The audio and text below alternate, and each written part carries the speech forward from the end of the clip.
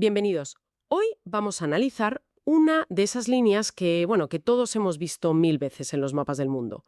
El Trópico de Cáncer. Sí, esa línea que parece una más, ¿no? Exacto. A primera vista parece solo eso, una referencia, una coordenada para orientarnos y ya está.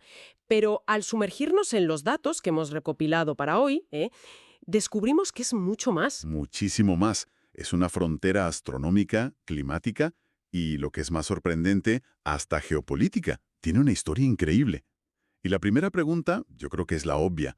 ¿De dónde vienen exactamente esa línea y ese nombre tan particular? Pues es una pregunta clave, sí, porque no es una línea arbitraria, para nada. Es uno de los 5 círculos de latitud principales, junto con el de Capricornio, los círculos polares y, claro, el Ecuador. ¿Vale? Y todos ellos existen por una razón, que es fundamental para nuestro planeta. Su eje de rotación está inclinado.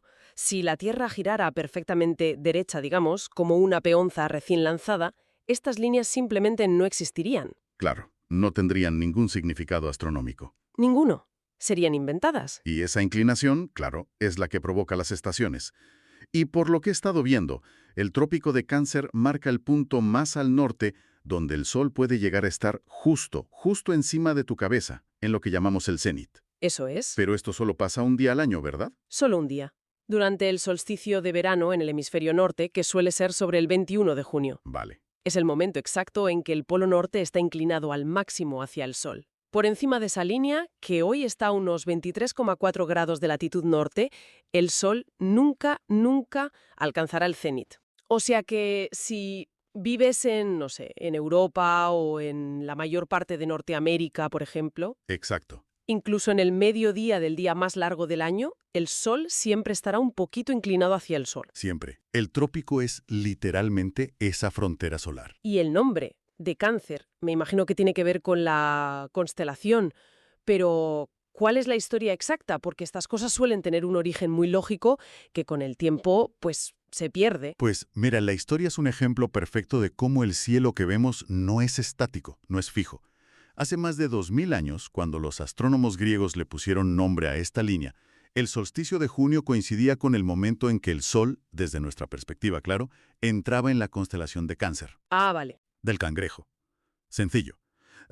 Pero aquí viene el giro de guión, porque, leyendo sobre esto, me encontré con un fenómeno con un nombre un poco rimbombante. La precesión de los equinoccios. Efectivamente. Ahí está la clave de todo. La Tierra tiene un lentísimo bamboleo en su eje, justo como decías antes, como una peonza que ya está perdiendo algo de fuerza. Y es lentísimo, ¿no? Lentísimo. Tarda unos 26.000 años en completar un solo ciclo de bamboleo. Este movimiento provoca que nuestra vista del firmamento, de las estrellas, cambie a lo largo de los milenios. ¿Y el resultado es que hoy? El resultado es que hoy, en el solsticio de junio, el Sol ya no está en Cáncer. Ahora mismo está en la constelación de Tauro. Vaya. Y dentro de unos siglos estará en Géminis. Va cambiando. O sea que estamos usando un mapa estelar desactualizado por más de 2000 milenios para nombrar una línea geográfica que es fundamental. Es casi como si en los mapas de hoy siguiéramos llamando a Estambul Constantinopla. Es una descripción perfecta, sí. El nombre se ha quedado como un fósil de la astronomía antigua. Qué curioso. Y el propio término trópico también es muy revelador. Proviene de la palabra griega trope, que significa giro o vuelta. Claro. Describe a la perfección lo que el Sol parece hacer desde nuestra perspectiva. Sube por el cielo día tras día, alcanza ese punto máximo en el solsticio y a partir de ahí da la vuelta y empieza su camino aparente de regreso hacia el sur. Es el punto de giro del Sol. Exactamente. Vale, y esto me lleva a una de las cosas que de verdad más me volaron la cabeza de toda esta investigación. La posición del Trópico de Cáncer no es fija, se está moviendo. Sí, así es. No es solo que el nombre esté desactualizado, es que la línea en sí misma, la línea física sobre la Tierra, se desplaza cada año. Y no es un movimiento teórico, ¿eh? Es algo perfectamente medible y constante. Se está desplazando hacia el sur. Espera un momento porque la cifra es muy concreta. Leí que es casi medio segundo de arco de latitud al año. Para que nos hagamos una idea, esos son unos 15 metros. Unos 15 metros, sí. Me estás diciendo que cada año la línea que define el trópico está 15 metros más al sur que el año anterior. Esa es la cifra. Parece poco, pero es implacable. Piensa en ello a lo largo de una vida humana. Son cientos y cientos de metros. Es que es muchísimo en términos geográficos. O sea, si alguien construyó un monumento justo sobre la línea del trópico, no sé, en el año 2000, hoy ese monumento estaría a más de 360 metros al norte de la línea real. Exacto. El monumento se habría quedado atrás, estaría obsoleto geográficamente. Vaya. Hay una anécdota muy buena sobre una carretera en México, donde al parecer se había marcado la posición del trópico en 2005 y de nuevo en 2010, y se podía apreciar la diferencia a simple vista. No me digas, me encantaría haber visto eso. Imagino la conversación con el de Obras Públicas. Oye, que hay que mover la señal del trópico de Cáncer otra vez. Sería genial. Pero ¿por qué se mueve? O sea, ¿cuál es la causa de este desplazamiento? Pues la causa es ese mismo bamboleo del eje terrestre, pero visto desde otra perspectiva. La inclinación de la Tierra no es siempre de 23,4 grados. Varía en un ciclo larguísimo, de unos 41.000 años. Ah, Y en ese ciclo, la inclinación oscila muy lentamente entre un mínimo de 22,1 grados y un máximo de 24,5 grados. entendido. O sea, si la inclinación es mayor, los trópicos se alejan del ecuador y si es menor, se acercan a él. Precisamente. Y ahora mismo estamos en una fase del ciclo en la que la inclinación axial está disminuyendo. Se está, digamos, enderechando muy poco a poco. Y por eso se mueve hacia el sur. Por eso, tanto el trópico de Cáncer como el de Capricornio se están moviendo hacia el ecuador. El nuestro se mueve hacia el sur y el de Capricornio hacia el norte, ambos a ese ritmo de 15 metros por año. Es la mecánica celeste manifestándose en nuestra geografía, metro a metro. ¡Qué increíble! Totalmente. Y hablando de dónde está esa línea ahora mismo, su recorrido por el mundo es una lección de geografía en sí misma. Atraviesa 17 países, si no me equivoco. Sí, y 8 grandes masas de agua.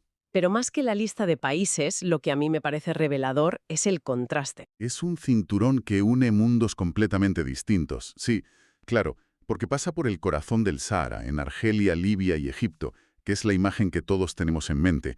Calor extremo, aridez total, la imagen típica del trópico, sí. Pero luego, esa misma línea salta a un sitio como Taiwán y atraviesa su montaña más alta, Yushan, que en la última edad de hielo incluso tuvo glaciares. El contraste es brutal, desde luego. ¿Y cómo se explica esa diversidad? Pues a ver, esa diversidad climática a lo largo de la misma latitud tiene una explicación. La regla general, como bien decías, es la aridez. Vale. Esto se debe a un patrón de circulación atmosférica que se llama la célula de Hadley. En resumen, el aire caliente y húmedo sube en el ecuador, llueve a cántaros allí, y luego ese aire, que ya está seco, desciende sobre la zona de los trópicos. Y ese aire seco que baja impide que se formen nubes. Exacto. Crea las condiciones perfectas para los grandes desiertos como el Sáhara o el de Arabia. Pero siempre hay excepciones. No todo el trópico es un desierto. Claro que no. En las costas orientales de los continentes, por ejemplo, los vientos alisios llegan cargadísimos de humedad del océano. Si se encuentran con montañas, se ven forzados a ascender, se enfrían y descargan lluvias torrenciales. La lluvia orográfica. Justo. En algunos de estos puntos a lo largo del trópico se pueden registrar hasta 4.000 milímetros de lluvia al año. 4 metros de agua. Sí, sí. El equivalente a un clima de selva tropical. Así que en la misma línea tienes el lugar más seco y a la vez uno de los más húmedos del planeta. Y en relación con ese recorrido, hay un dato demográfico que a mí, la verdad, me pareció contraintuitivo. Según las cifras del año 2000, más de la mitad de la población mundial vivía al norte del trópico de Cáncer. Eso sí que no me lo esperaba. Me sorprendente, ¿verdad? Uno tiende a pensar que la mayor parte de la humanidad vive en las zonas cálidas, cerca del Ecuador, en lo que llamamos los trópicos en sentido amplio. Pero no. ¿Y a qué se debe? Pues principalmente a las enormes concentraciones de población de Europa, de América del Norte y sobre todo de China, Japón y el norte de la India. Claro. Todas estas regiones, que albergan a miles de millones de personas, están situadas por completo al norte de esta línea. Define una frontera demográfica muy clara. Vale, hemos visto que es una línea astronómica, climática, demográfica. Pero lo que me pareció realmente increíble es que esta línea imaginaria tiene consecuencias muy reales en el mundo moderno. ¿Ah, sí? Y en ámbitos que no te esperarías nunca. Por ejemplo, en la defensa militar. Este es, para mí, el dato más inesperado de todos. Fíjate. Resulta que el trópico de Cáncer marca el límite sur de la obligación de defensa mutua de la OTAN. ¿Tal cual? El famoso artículo 5 del tratado, el que dice que un ataque contra un miembro es un ataque contra todos, tiene una frontera geográfica. Y es esta. Y la implicación es que los países miembros no están obligados a defender un territorio de otro miembro que esté al sur de esta línea. Es alucinante cuando lo piensas. Es que lo es. Una línea definida por la inclinación de un planeta se convierte en una frontera política y estratégica con unas implicaciones enormes. Claro, piensa en territorios de países de la OTAN que están al sur.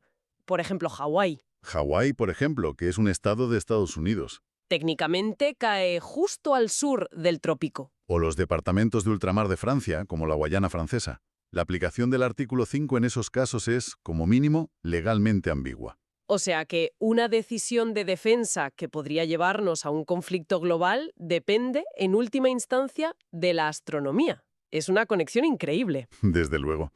Y de la estrategia militar saltamos a algo completamente diferente donde también es crucial. Batir récords en un avión. Sí, aquí también. La Federación Aeronáutica Internacional, la FAI, que es quien certifica todos los récords aéreos, necesitaba una definición objetiva de lo que significa dar la vuelta al mundo. Claro, no puedes simplemente despegar, volar un poco en círculo y aterrizar. Tiene que haber unas reglas. Y una de las reglas clave es la distancia. Para que un vuelo pueda competir por un récord de velocidad alrededor del mundo, debe cubrir una distancia que no sea menor a la longitud del Trópico de Cáncer. ¿Y de cuánto estamos hablando? De 36.788 kilómetros, además de cruzar todos los meridianos, claro. Así que para dar la vuelta al mundo oficialmente, no vale cualquier ruta. Hay que recorrer, como mínimo, la misma distancia que tiene esta línea. Le da una definición muy concreta a una idea muy abstracta. Eso es. ¿Y por qué esa distancia y no la del Ecuador, por ejemplo, que es más larga? Pues probablemente porque el Ecuador es la distancia máxima y podría ser demasiado exigente para ciertas categorías de aeronaves, más pequeñas o con menos autonomía. Los trópicos ofrecen una distancia estándar, rigurosa, universal y que está basada en la propia geometría del planeta. Una vez más, la astronomía dictando las reglas de una actividad humana. Tal cual. Entonces, haciendo balance de todo esto, está claro que el Trópico de Cáncer es infinitamente más complejo que una simple raya en un globo terráqueo. Totalmente. Es una frontera dinámica, definida por la danza de nuestro planeta en el espacio. Es un concepto que conecta el cosmos con la vida en la Tierra de formas muy directas y a menudo invisibles. Sí. Si tuviéramos que resumirlo, tenemos una línea cuyo nombre es un eco del pasado, está obsoleto astronómicamente, que, para añadir más movimiento, se desplaza 15 metros hacia el sur cada año en un ciclo que durará milenios. Que a lo largo de su recorrido crea algunos de los desiertos más grandes del mundo, pero también algunos de los lugares más lluviosos. Y que, por si fuera poco, Sirve de frontera para la alianza militar más poderosa del mundo y de vara de medir para los pilotos que quieren romper récords mundiales. Es una línea con muchas vidas. sin duda, nos obliga a pensar en escalas de tiempo y de espacio muy diferentes, desde el bamboleo de 41.000 años del eje terrestre hasta esos 15 metros que se mueve mientras tenemos esta conversación. Ya ves, y todo esto a mí me deja con una pregunta para darle vueltas. Sabemos que el trópico se desplaza inexorablemente hacia el sur. ¿Qué consecuencias a largo plazo tiene este movimiento, lento pero constante, para los ecosistemas, las ciudades o las tierras agrícolas que están justo en su borde? Claro. Y desde un punto de vista más humano, ¿cómo se adapta una comunidad que ha construido monumentos o incluso parte de su identidad en torno a la idea de estar en el trópico, cuando esa línea astronómica, año tras año, se aleja de ellos? Es una buena pregunta. ¿Cuándo deja un lugar de ser tropical en el sentido astronómico más estricto? Es una reflexión sobre cómo lidiamos con un cambio a una escala que apenas podemos percibir en una vida, pero que está redibujando el mapa del mundo bajo nuestros pies.